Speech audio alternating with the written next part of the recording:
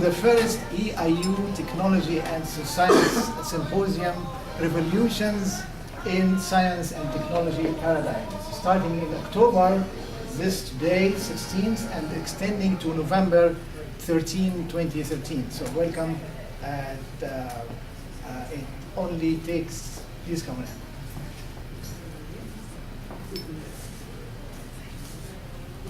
There is a song that I was reminded with this morning while putting these notes together, and it goes like this.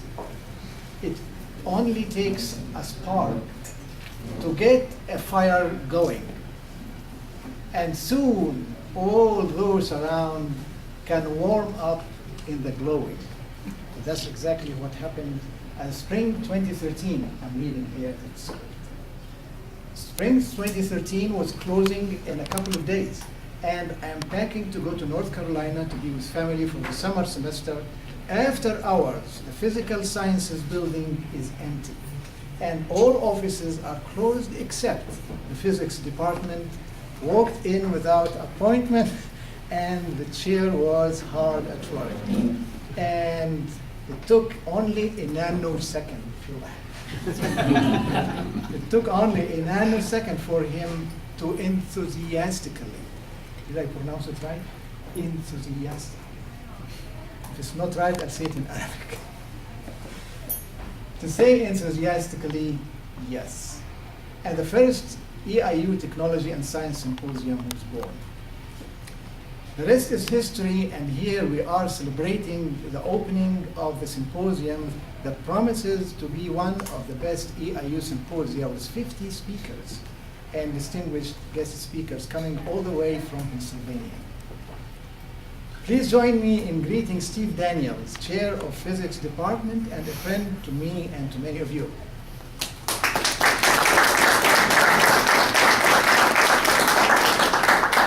Thank you very much. I was, in fact, very excited to have the. Do I get the mic? No, you're sorry. Do I need a mic?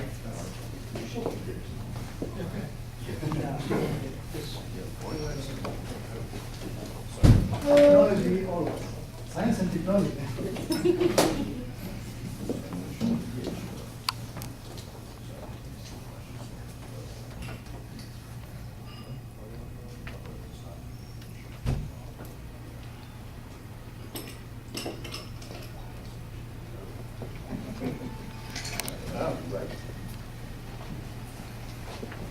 So, first of all, I want to thank you all for coming. The idea behind this did come from Wafid. He wanted to talk about some sort of changing points in history, and the revolutions is something that's always been interesting to me. My father was a physics teacher, and he used to teach a course called History of Technology. And in the History of Technology course, one of the basic premises that he had was that revolutions, whether in science or almost anything, often coincided with war in one way or another. It's a horrible thing to think about, but if you think about it that way, it's actually fairly true. When people come up with a better idea, usually it's related to some sort of destruction somewhere or other. But today, I'm pleased that we are just going to celebrate revolutions in terms of the positives that they do and the changes that they make to society. And so I'm very much looking forward to all of the talks and all of the speakers over the course of the next several weeks. But at this point, it's my great pleasure to introduce President Perry, who has come to a number of things that I've been at, and I have never seen anyone more presidential when he presents his words. So I can't wait.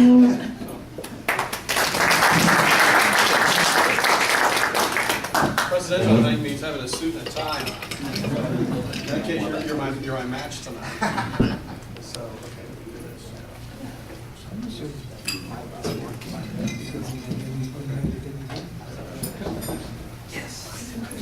Well, thanks very much, Steve, and it's my pleasure to be here tonight to welcome you and express my appreciation to you, Steve, and to Wafid for your efforts in putting together this conference.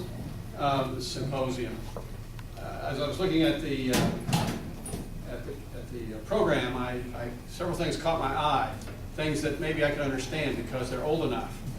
You know, like the Copernican revolution, Isaac Newton.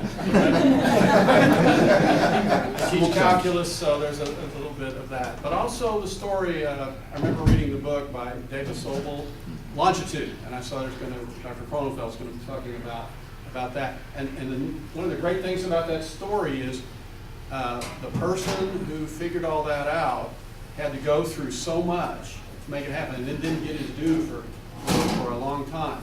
People all the time, Wegener and his theory of plate tectonics and continental drift and all that, everyone thought he was crazy until we had the technology, remote sensing, and figure out that the pollen in Spain and the pollen in Florida are the same, or something like that.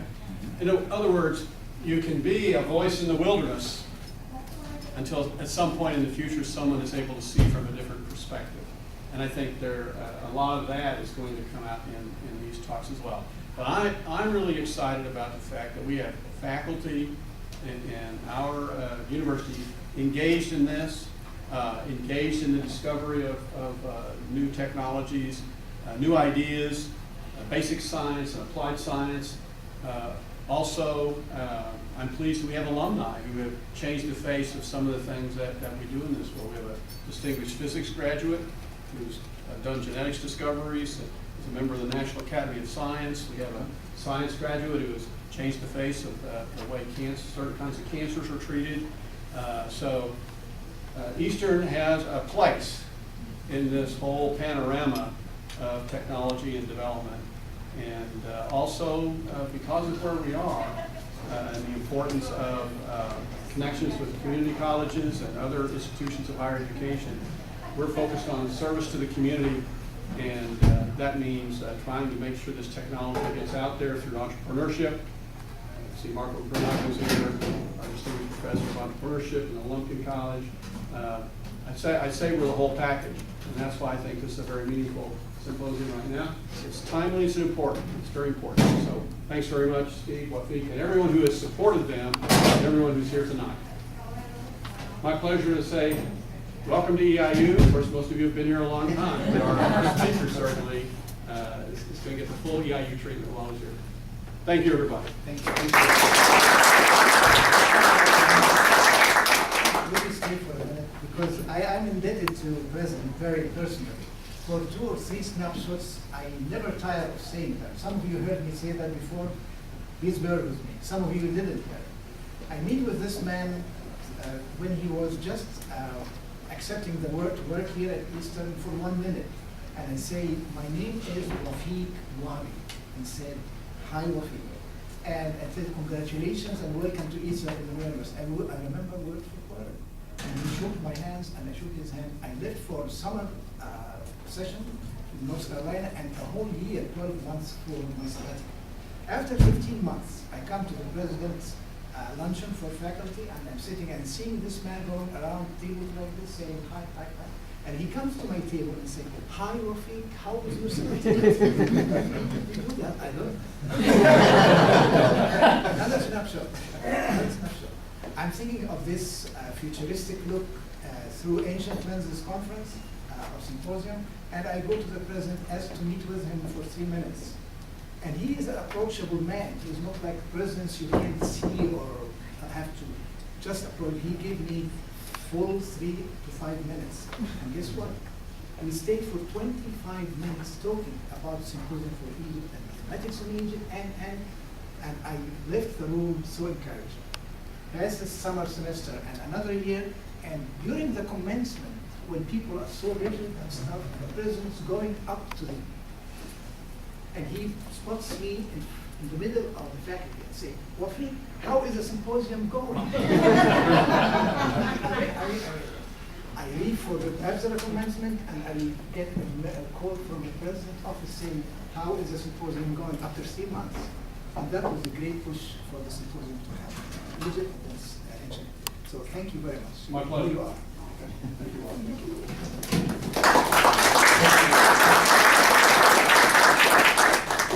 Now, he has other appointments. Thank you for squeezing. Do you have other things. I apologize. I know I'm missing out on a good meal and great company. So thanks very much. Thank you. Now, Provost Lord wanted to be here, but he has other commitments before that, so he sends greetings, say, Provost sends his best wishes to all of you for a more successful symposium. He cannot be with us due to previous personal commitments. Please forgive me for reading, so that be short and to the point. And now please join me in greeting our new School of Technology Chair, Dr. Orson Cheney. Welcome, Dr. Orson.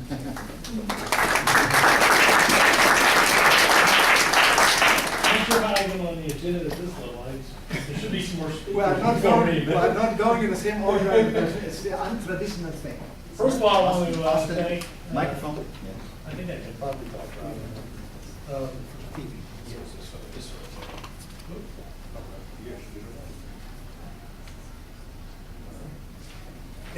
First off, I'd like to thank Dr. Wafik Wabi, professor in the School of Technology, and also a professional arm twister. And Dr. Stephen Daniels, chair of the physics department, for doing all the hard work to get this set up. They did a lot of office visits and talked to a lot of people. They obviously have good relationships, as you can see from the number of speakers they got for this symposium. Also want to thank the two deans who primarily are supporting this effort financially. Meher Azadi, Dean of the Lumpkin College of Business and Applied Sciences. And I have not met Dean Harold Orns, is that correct? Yeah. You would meet him. Oh, there you are. Dean of the College of Science. So I want to make sure I thank them for supporting the symposium. Clearly, you see upper administration supports the efforts as well, which is really a great feature of Eastern Illinois University. The support we have from upper administration is just tremendous. So I want to thank all of them. Let's see, just a couple comments quickly on what I see when I perused the brochure tonight. I just received it about a half hour ago. And a couple things strike me as unique about this symposium. One is that it goes on for a month. It's a month-long symposium. We have speakers at various times and days throughout that month period, and I think that's fantastic. The other thing that's really unique about it is the breadth of the type of speakers we have at this symposium. You have students, you have faculty, staff, administrators, alumni, people in the community, and we have a number of guest speakers outside of the area too, like Dr. Herman. Appreciate you coming, being here as our keynote speaker. You'll get some introduction later, I'm sure.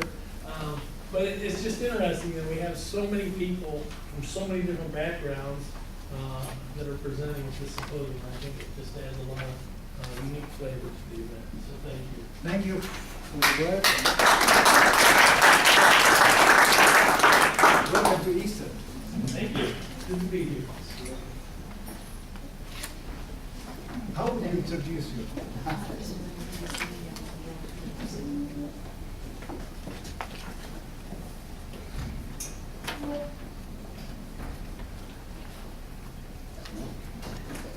So I've been given the task of introducing the College of Sciences Dean, but before that, I wanted to clarify one more thing that Dr. Cheney pointed out, that this is a college-wide, university-wide program that's been endorsed by all four academic deans. Dr. Jackman and Dr. Irwin both have also contributed to the same project. Not to mention the School of Technology and a couple of departments in the College of Sciences too are contributing to this. So this has actually been very university-wide, and we really appreciate all the support that we've gotten from across the university. Now, of course, one of the people that has endorsed this, when I went to him and asked him actually to speak at this, Dr. Ornis was a little bit too busy maybe to speak, but he actually opened my eyes to just how big this whole thing could be. Because I had been thinking about how technology changed the world, and people like Newton in my case that I'm talking about, but there are many physicists across the years that have made major changes to the way people think about science and people think about technology. But Dr. Ornish, the first thing that came to his mind was Fender. That's the person we needed to talk about. The guy who invented, or not invented, but created the electric guitar, right? Made it happen. That was just such an out there concept to what I had been thinking about, but it really opened my eyes to the whole way this could be done. And Dr. Wabi actually did a wonderful job of running with that ball, and he came up with some wonderful speakers over the next couple of weeks. And I think that the general result is going to be just amazing. But at this moment, I would like to introduce Dean Ornish, the Dean of the College of Sciences, who is supporting me through this effort and supporting this whole effort.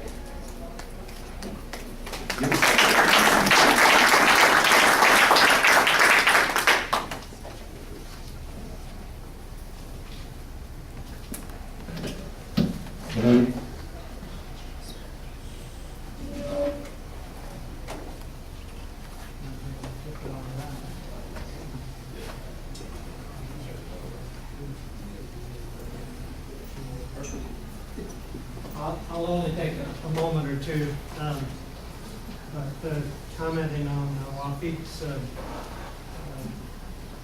mentioning how he was surprised that the president remembered Wafik's name. I don't think anybody could forget Wafik's name. Walla Walla Washington, Wafik Wabi. I'm going to forget. When they came about the symposium, I think sometimes in a box of science and technology, and although our two schools and colleges are slightly separated in name and some in our daily functions, to me technology and science permeates the arts and humanities, and it has those types of endeavors have affected humanity, sometimes for the good and sometimes for the bad, as we'll see and hear. It's not all positive, but the advances are continuing. If you open up any of your professional journals, it doesn't matter what discipline, you'll read. I read about advances in photosynthesis today due to some new technology, but it applies and permeates all of society and human endeavors. So I hope we enjoy this symposium, and we're happy to support it financially and in every other way that we can. So enjoy.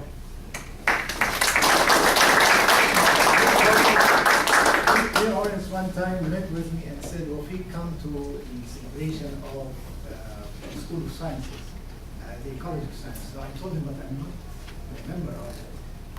He said, "But you are my friend." And I met him. And I came.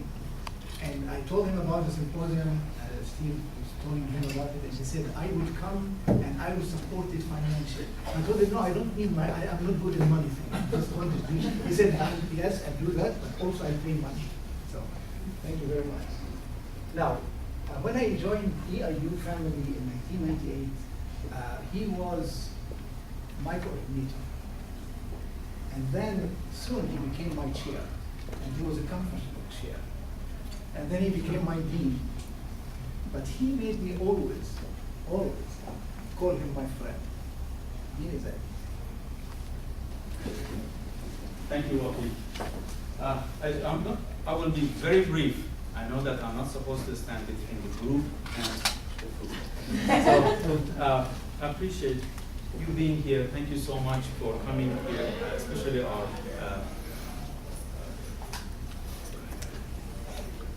guest that traveled from Penn State to come over here and visit us to start this symposium. I want to thank Dr. Deng and Dr. Wabi for their hard work and enthusiasm to put this program together, and these are the folks who really need the round of applause. Please join me to congratulate them for organizing such a program. Thank you so much.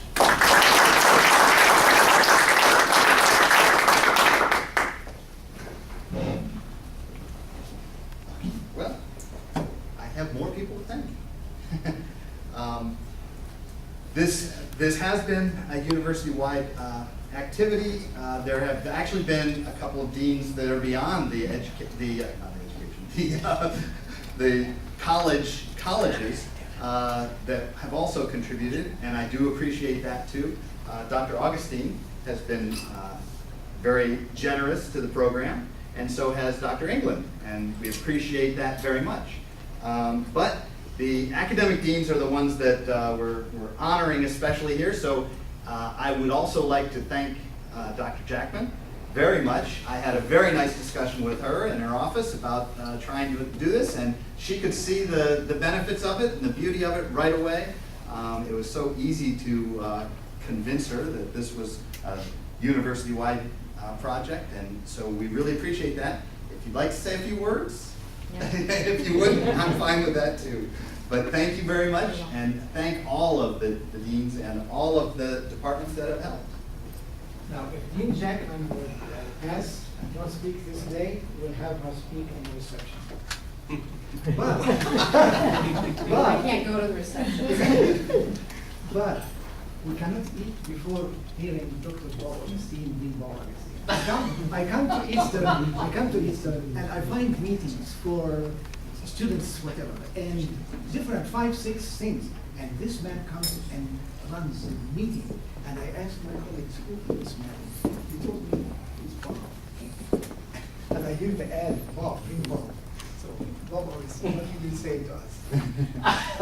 Thank you for inviting me. How about that? That's good, I think.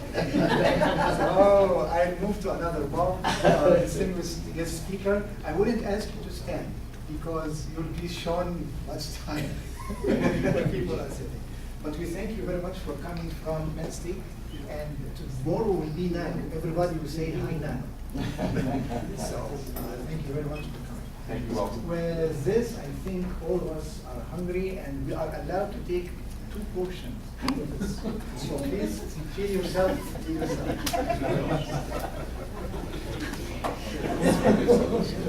We will start by the first one who starts. Okay?